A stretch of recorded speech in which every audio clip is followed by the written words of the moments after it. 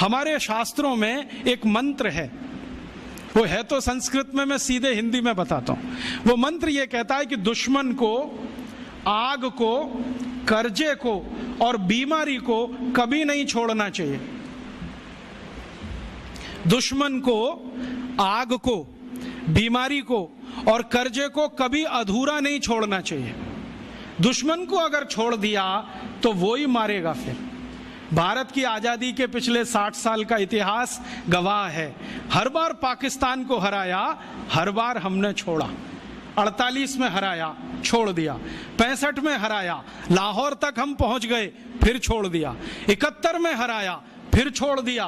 कारगिल में हराया, फिर छोड़ दिया। और आज वही पाकिस्तान नाग बन के डस रहा है, हर तीसरे दिन बम ब्लास्ट करा रहा है इस देश में।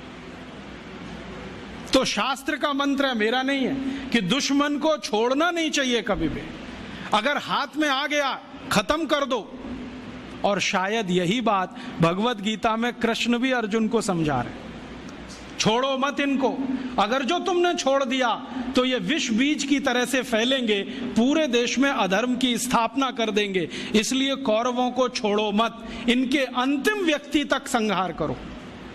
शायद कृष्ण को शास्त्रों का ज्यादा ज्ञान रहा होगा, पृथ्वीराज चौहान को उतना नहीं रहा होगा। कृष्ण को ये जो ज्ञान था शास्त्रों का, उसी का अंतिम परिणाम था कि कौरवों में से कोई बचा नहीं। शायद पृथ्वीराज चौहान को ये ज्ञान किसी ने दिया होता तो मोहम्मद गौरी पहली बार में ही खत्म हो गया होता और भारत का इतिहास कुछ और ही होता। तो ये ज्ञान की कुछ कमी रह गई। और आज के व्यवहारिक जीवन में भी हम जानते हैं कि अगर आपने आग को जलता हुआ छोड़ दिया तो वो घर को जला देगी, गांव को भी जला देगी। अगर कर्जे को बकाया छोड़ दिया तो वो कर्जा आपको जिंदगी भर के लिए जर खरीद गुलाम बना देगा। और जो बीमारी को थोड़ा भी छोड़ दिया तो वो आपको पता नहीं किस स्वरूप में पटक देगी ले जाके। तो ये ज्ञान की कुछ कमी आई होगी हम में, शायद हजारों साल की गुलामी में ज्ञान कम हो जाता होगा। मेरे एक गुरु हैं जिनका नाम है श्री धर्मपाल, बहुत बड़े इतिहासकार हैं। वो बार बार मुझे ये कहते हैं कि देखो, जिस देश में गुलामी आ जाती है, जिस समाज में गुलामी आ जाती है, उस समाज का सब कुछ चला जाता है। उनका ज्ञान चला जाता है, उनकी परंपराएं चली जाती हैं, मान्यताएं चली जाती हैं, व्यवस्थाएं टूट जाती हैं, सब कुछ चला जाता है। तो शायद 1200 साल की गुलामी ने ज्ञान में कुछ कमी लाई हो और ये हम सोचना भूल गए हों कि दुश्मन को अधूरा मत छोड़ो। इसी कारण से हम परास्त हुए, बाकी कोई दूसरा कारण नहीं था। ईस्ट इंडिया कंपनी से भारत के राजाओं के जो संघर्ष है ना, उसमें भी यही कहानी दिखाई देती है।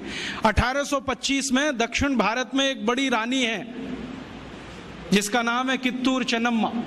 वो अंग्रेजों को परास्त करती है, युद्ध में हराती है और उनको बाइज्जत बरी कर देती है कि जाओ। तो दक्षिण भारत का एक राजा है हैदर अली, जो बार बार अंग्रेजों को हराता है, हर बार छोड़ देता है। उसी का बेटा है टीपू सुल्तान, बार बार हराता है, छोड़ देता है, लेकिन एक बार टीपू सुल्तान हार जाता है तो अंग्रेज उसका मर्डर कर देते हैं, छोड़ते नहीं।